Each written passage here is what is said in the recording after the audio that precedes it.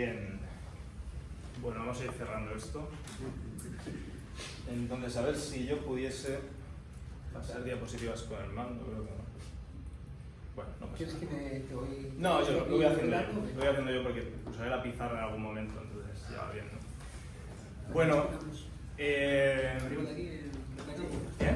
no os preocupéis. No, yo luego paso por detrás y tal.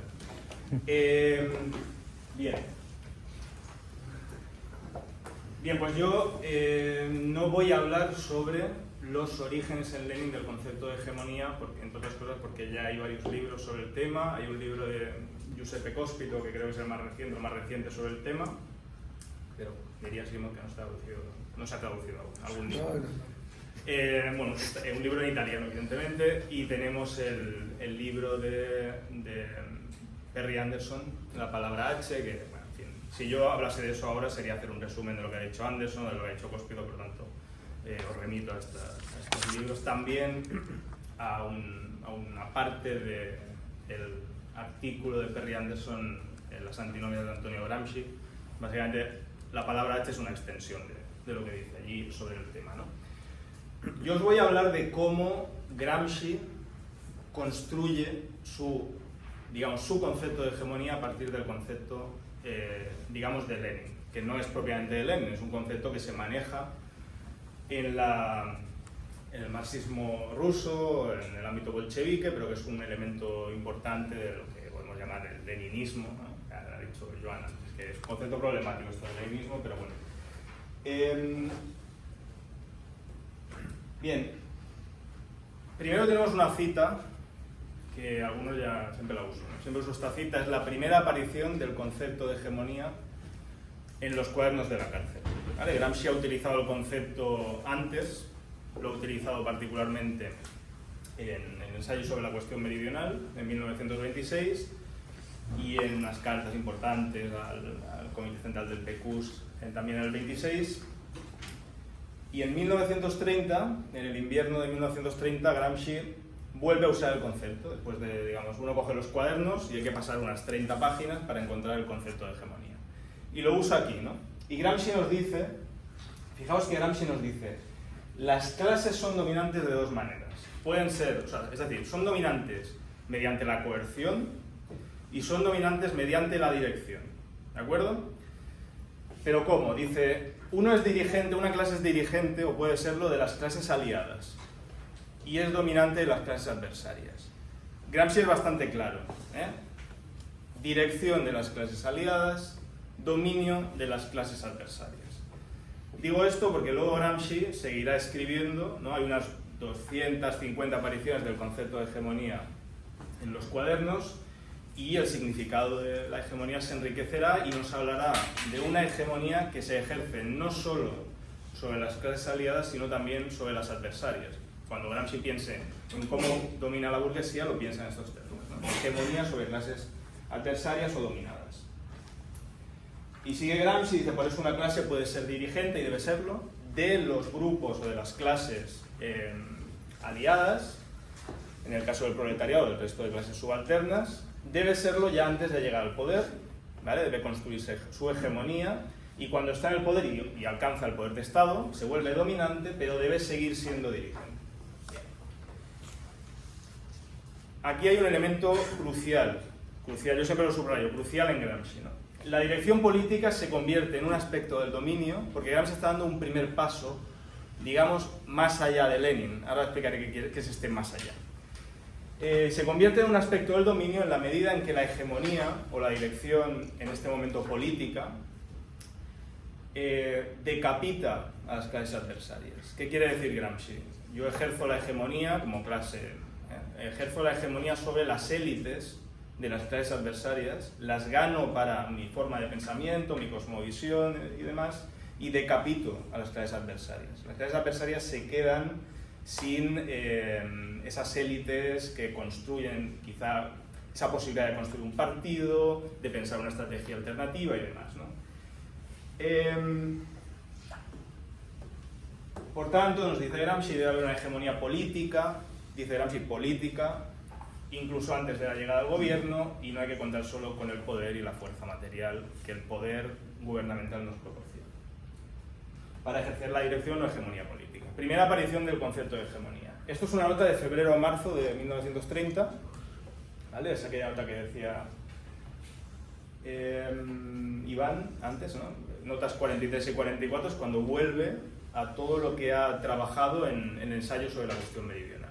Ensayo sobre la cuestión meridional es un texto, digámoslo así, netamente leninista. Aplica, traduce la estrategia leninista o leniniana al caso italiano, ¿no? Yo lo recomiendo leer, no solo porque sea el traductor de la edición catalana, sino por su interés intrínseco. Bueno, entonces, digamos, Gramsci escribe esto. Aquí lo que tenemos aquí es Lenin, básicamente, ¿no? Con una pequeña agregación, ¿no? Esta idea de que uno puede ganarse las élites y decapitar al adversario. Gramsci escribe una enorme cantidad de notas, muchas sobre hegemonía, ¿vale? Habla de hegemonía en términos muy distintos. El concepto de hegemonía se enriquece enormemente y en 1934, 4 meses más o menos, a partir de enero, no sabemos exactamente la fecha, pero a partir de enero del 34 reescribe esta nota y reescribe este pasaje. Y entonces Gramsci escribe la supremacía de un grupo social, la hegemonía, ¿no? La supremacía o la hegemonía más dominio de un grupo social. Aquí es una forma, Gramsci intenta eludir la censura, no entraría en esto, pero cuando habla de grupo social está hablando de clase social. La supremacía de una clase se manifiesta de dos maneras, como dominio y como dirección intelectual y moral. ¿De acuerdo? Aquí sí que tenemos una novedad, dirección intelectual y moral, ¿vale? Me remito a lo que ha dicho Nando sobre este tema. Muy complejo y que ni Nando ni yo podemos abordar ahora, ¿no? Pero Gramsci no habla solo ya de dirección política, sino también de dirección intelectual y moral, por tanto cultural, etc., ¿no? Un rasgo típicamente gramsciano. Nos dice que la clase es dominante, el grupo social, de los grupos adversarios, dominante. Quiero que veáis que vuelve a lo mismo, es decir, está recuperando la lógica inicial de que es prácticamente el punto de partida de la cuestión de la hegemonía en los cuadernos. Dominante de los grupos adversarios, que tiende a liquidar, etcétera, con la fuerza, y dirigente de los grupos afines y aliados, ¿vale? Uno puede coger notas que hay entre la primera que os he enseñado y esta, y verá que Gramsci está hablando de la posibilidad de ejercer la hegemonía sobre el adversario. Pero aquí vuelve a esta cuestión inicial, vuelve a su lógica inicial, ¿no? Y nos dice, pues, nuevamente que la dirección política puede convertirse en un aspecto del dominio en la medida en que la absorción de las élites, no de la clase, de las élites, de los grupos enemigos, lleve a la decapitación, ¿de acuerdo? De esos grupos adversarios. En fin, nota de enero del 34. ¿no? Los cuadernos se escriben entre el 29 y el 35, los últimos meses ya con Gramsci enfermo y un poco incapacitado, digamos, pero sigue escribiendo. Y tenemos pues esta especie de regreso, ¿no? a los inicios. Entonces, claro, la pregunta es, si Gramsci regresa a los inicios, ¿cómo interpretamos esto? Es decir, ¿cómo cogemos los cuadernos, que es un texto de centenares de páginas, y leemos las notas intermedias? Es decir, ¿hay una nota más válida que otra? ¿O cuanto más reciente es la nota, más válida es? ¿Más refinado está el pensamiento de Gramsci? No, esto es uno de los problemas fundamentales a la hora de leer y de interpretar a Gramsci. Bueno, antes de pasar a esto, ¿no? Ensayo sobre la cuestión meridional, texto fundamentalmente leniniano y lo que pasa en los cuadernos de la cárcel, pues, digamos, a mí hay dos referencias que me parecen interesantes para una sesión de 15 minutos, que son la Claude Mouffe, ¿no? De los que siempre hablamos, y Perry Anderson, justamente, ¿no? Porque Perry Anderson en su momento, y al hacer una revisión del texto y escribir una nueva introducción y demás, no ha rectificado esencialmente su posición, solo la ha matizado. Lo que Perry Anderson encuentra es que hay una incoherencia en Gramsci, puesto que un mismo concepto tiene significados distintos o antinómicos, contradictorios y demás, ¿no? ¿Qué es el problema en Perry Anderson, ¿no? En ese texto, que por lo demás es interesante, ¿no? Perry Anderson asume, y bueno, no solo Perry Anderson, la Claude Mouffe lo ha hecho de una manera exagerada, ¿no? Que si aquí tenemos el concepto de hegemonía en Lenin, y hay un concepto de hegemonía de Gramsci, que es distinto al de Lenin, vamos a representarlo así, ¿no? Bien, lo que nos dice en la Claude Mouffe es que aquí hay, como decía Joan, una ruptura epistemológica, hay una ruptura con el leninismo. Y hay una cosa totalmente distinta, que no, tampoco entraré ahora a definir, pero hay un salto cualitativo que rompe con Lenin. ¿De acuerdo?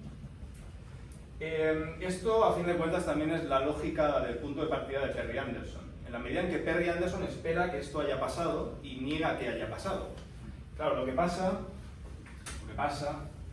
es que, digamos, esto también podríamos pensar que Gramsci parte de Lenin y, bueno, pues va escribiendo notas, va pensando, ¿no? Y quizá vuelve un poco más a la lógica de Lenin y va yendo y viniendo hasta que, pues no sé, al final llega a su concepto de hegemonía, ¿vale? Y la verdad es que sería una forma válida de pensar lo que hace Gramsci. Pero yo creo que hay una forma como visualmente más clara, digamos. Si nosotros tomamos, este círculo es el concepto leninista de hegemonía, ¿de acuerdo? Y pensamos que la primera nota de Gramsci básicamente es Lenin más una pequeña agregación y uno traza pues una línea, ¿no? Una línea. Gramsci va sumando notas en torno al concepto de Lenin. Esto es lo que me parece crucial para leer los cuadernos y no perderse por el camino. Es decir, Gramsci va trazando, si me permitís, ¿no? Líneas, algunas de las cuales regresa a la lógica más leninista, otras que se alejan notablemente, ¿no? Y lo que Gramsci va construyendo, digamos, pues es una especie de nido en torno al concepto leninista de hegemonía. Es decir, Gramsci nunca, jamás pierde de vista el concepto leninista de hegemonía. Y esto hay una evidencia, y es el hecho de que en 1930, 1931 y 1932, antes de comenzar a reescribir masivamente sus notas, Gramsci le atribuye a Lenin la exclusiva paternidad de una forma de la hegemonía que es clarísimamente gramsciana. Es decir, Gramsci tiene constantemente a Lenin en mente y simplemente va pensando, ¿no? Pensando en torno al concepto leninista. Claro, a mí me parece curioso, particularmente, que Laclau y Moore no hayan visto esto, puesto que se han basado en Lacan para llevar a Gramsci al postestructuralismo, al populismo y demás, porque esto, a fin de cuentas, es la forma en que Lacan pensaba. Es decir, hay un texto muy interesante de una de las parejas de Lacan, Catherine Millot, que dice estrictamente esto, ¿no? Lacan pensaba, si esto en lugar de ser el concepto de hegemonía es lo real, ¿no? Es ese vacío de la psique humana, etcétera, etcétera, él sabe que no puede acceder ahí, hay un problema epistemológico aquí y él simplemente va circulando para construir una teoría que nunca acaba, es decir, siempre se puede agregar una nueva línea, una nueva capa, ¿no? Pues curioso que Laclau y Moore no viesen esta especie de analogía, que además esto es el procedimiento típico de la cura psicoanalítica, de hecho, ¿no? Así dando vueltas y vueltas a base de hablar en torno a la cuestión, ¿no? Bien. Entonces lo que hace Gramsci es las notas 43 y 44 del primer cuaderno, ¿de acuerdo? Reescribir muchas de las cuestiones fundamentales del ensayo sobre la cuestión meridional y hace ese pequeño salto, ¿no?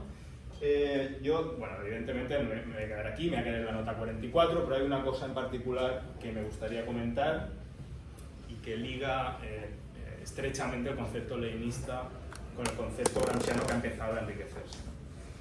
Y es el hecho de que, fijaos, este es el título de la nota 44 del primer cuaderno y Gramsci titula la nota Dirección política de clase antes y después de la llegada del gobierno. Bien, si leéis la nota, aunque sea solo los primeros 3-4 párrafos, veréis que la dirección política de la que habla Gramsci no es una dirección de clase, lo veréis. Es una dirección entre fuerzas impulsoras del Risorgimento, de la unificación italiana, entre dos fuerzas, Cavour, Garibaldi, etc., ¿no?